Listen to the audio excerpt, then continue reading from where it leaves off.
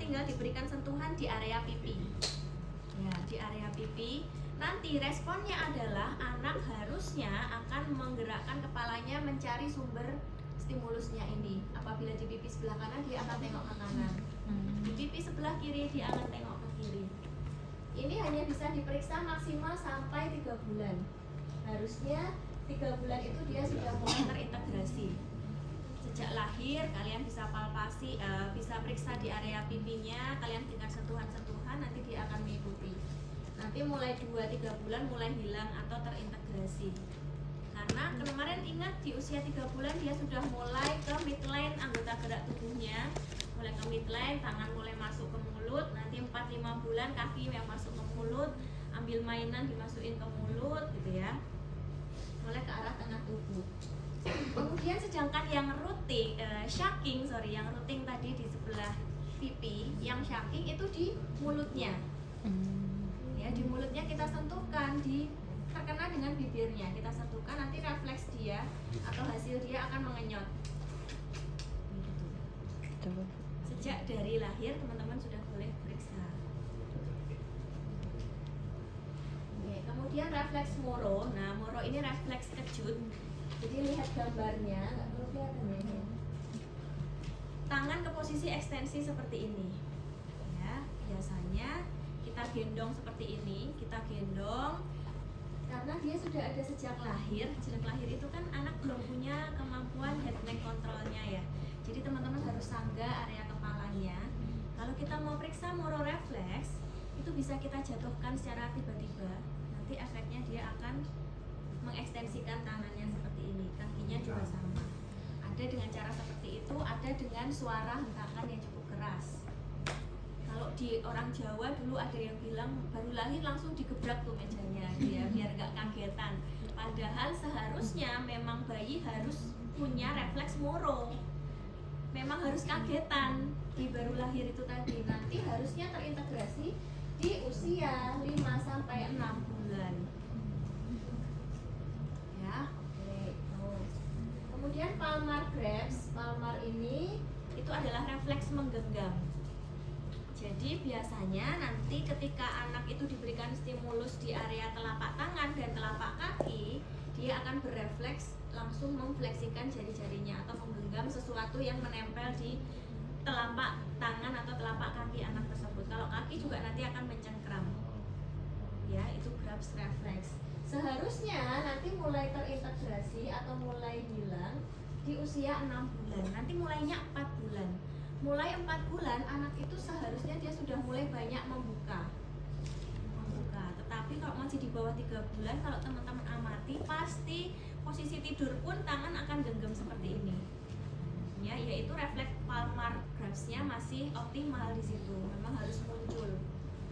Maka kalau nanti pas posisi dia membuka, kalian pegang tangannya, pasti dia akan berefleks menggenggam. Apapun itu, bukan karena bayinya pengen nggak kalian pergi kemana-mana, tapi itu refleks. Dia pasti akan menggenggam. 4 bulan harusnya dia harus banyak membuka. Iya, kapan kita ya? Pada beberapa kondisi, terutama kondisi di gangguan sistem saraf pusat, refleks-refleks ini akan terus muncul bahkan sampai di usia lebih dari 1 tahun. Ada dokter spesialis anak yang menyebutkan salah satu screening awal yang bisa diketahui oleh para orang tua gitu ya, terkait dengan palmar grasp reflex ini. Jadi ketika di usia 4 bulan anak kok masih terus-terusan menggenggam seperti ini, nah ini perlu dicurigai. Sepertinya dia nanti ke arah ada gangguan pada sistem saraf pusatnya. Ya. Kalau usia 4 bulan dia masih dominan banyak menggenggamnya, itu oleh si dokter spesialis anak itu tadi, ini salah satu screening awal yang disampaikan ke orang tua anak. 4 bulan kok masih banyak menggenggam, ini harus dilakukan pemeriksaan lebih lanjut. Apakah betul ada problem di sistem saraf pusatnya atau tidak? Oke, karena harusnya 4 bulan dia harus banyak membuka. Kemudian nanti ada refleks neck writing, ada ATNR, STNR. Nah, posisinya adalah seperti ini. Neck writing, ATNR dan ATNR ya, dua ini, neck writing dan ATNR. refleks ini sebagai apa ya? Sesuatu yang nanti akan berubah menjadi gerak fungsional ke arah berguling. Jadi anak bisa berguling itu harus memiliki kemampuan head neck control yang baik. Kemarin di pertemuan pertama saya sudah cerita pola perkembangan anak itu cephalo-caudal, proximal, distal. Jadi semua pasti diawali dari kepala dan leher. Semua pasti diawali dari pangkal-pangkalnya dulu. Ketika kita melakukan pemeriksaan, kok kepala lehernya masih belum oke, kemungkinan anak itu nanti nggak bisa atau belum bisa berguling. Oke, kemarin saya sudah putar video melakukan pemeriksaan pull to sit gitu ya. Posisinya berbaring, kita pegang area tangannya, kemudian kita tarik. Nah, ini ya dikatakan tonus otot lehernya baik ketika di usia 4-5 bulan dia sudah bisa mempertahankan kepala dan badannya di posisi lurus. Jadi diangkat, dia tidak head leg. Ketika kita lakukan pemeriksaan 4-5 bulan dia masih head leg, kemungkinan belum bisa berguling. Kenapa? Karena kemampuan berguling diawali dari kemampuan head neck kontrolnya baik dulu. Nah, anak bisa berguling ketika dia bisa ngontrol kepalanya, dia bisa merotasikan kepalanya ke kanan dan ke kiri. Kemudian ketika dia berotasi kepalanya ke kanan dengan maksimal, shoulder akan mengikuti, pelvis akan mengikuti, maka dia nanti bisa tengkurap.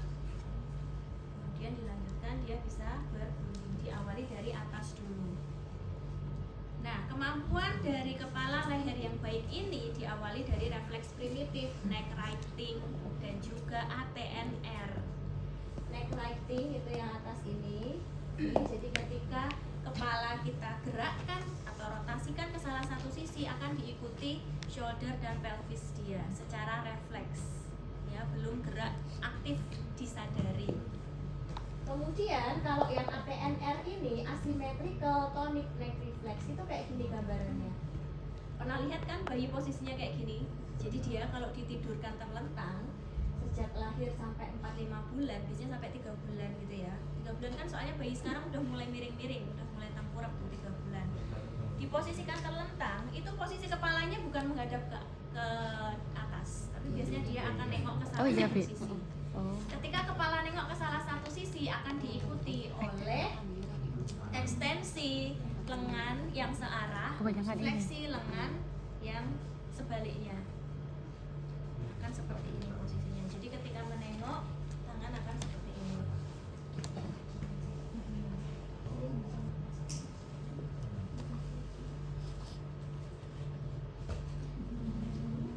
Itu si ATNR.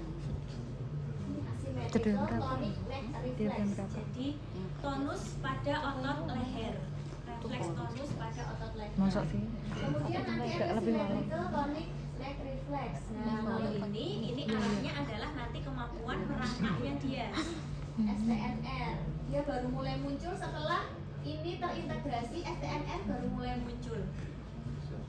Posisinya adalah posisi merangkak seperti ini, jadi mulai ke posisi quadripedal. Ya, jadi ada posisi terlentang, ini artinya adalah tumpuan apedal. A itu satu, apedal kan hanya satu berbaring. Kemudian nanti kalau sudah di posisi merangkak seperti ini, berarti ini sudah mulai quadripedal. Nah, nanti kalau berdiri, tumpuannya ada di dua kaki, berarti namanya bipedal. Ini apedal, bipedal, ini quadripedal. Ya, jadi posisinya kalau yang STNR, symmetrical tonic neck reflex, ini dia. Ketika posisi merangkak quadripedal, kepala difleksikan, anggota gerak juga akan fleksi. Kepala diekstensikan, anggota gerak juga akan ekstensi. Ini gambarnya. Jadi ATNR dan STNR namanya mirip, dua-duanya memang tonic neck reflex. Yang awalnya diawali dari asimetris dulu, asimetris yang ini tadi, ya. Kemudian dilanjutkan dengan simetris. Posisinya adalah merangkak. Kemudian ketika kepala difleksikan, tangan akan fleksi, kaki akan fleksi. kepala diekstensikan, tangan akan ekstensi, kaki akan ekstensi. Itu STNR. ATNR tadi sebagai persiapan ke arah gerakan apa? ATNR berguling, STNR untuk merangkak. Ya, jadi waktunya berbeda. Kemudian ada refleks landau. Landau itu juga baru munculnya setelah agak besar. Ketika dipegang, diangkat di posisi badannya, terangnya, refleksnya adalah dia akan meluruskan kakinya. Kemudian parasut. Parasut ini ya kayak orang main parasut gitu ya, bentuk parasut setengah lingkaran gitu. Jadi kalau kita turunkan gini, nanti dia efeknya adalah tangan akan menumpu ke bawah. Teman-teman pernah ada yang punya kucing nggak? Pernah mengamati kucing kalau jatuh dari atas? Pasti ya keempat kakinya akan balik turun ke bawah. punya tangan. Berbeda kalau Kakinya dulu lah emang punya iya, kaki doang. posisi dia jatuhnya dari atas posisi seperti ini, pasti dia nanti baliknya akan seperti ini. Teman-teman amati, beda kayak hewan-hewan yang lainnya. Nah, kucing itu posisi jatuh kucing itu kayak si parasut refleks ini. Jadi kalau diposisikan ke arah gravitasi, tangan bayi itu akan langsung ke posisi menumpu gini. Nah, masih ada refleks-refleks yang lainnya, ada refleks stepping gitu ya. Jadi ketika kita gendong seperti ini, kaki kita sentuhkan, biasanya dia nanti akan seperti melangkah, stepping reflex atau foot placement. Gitu.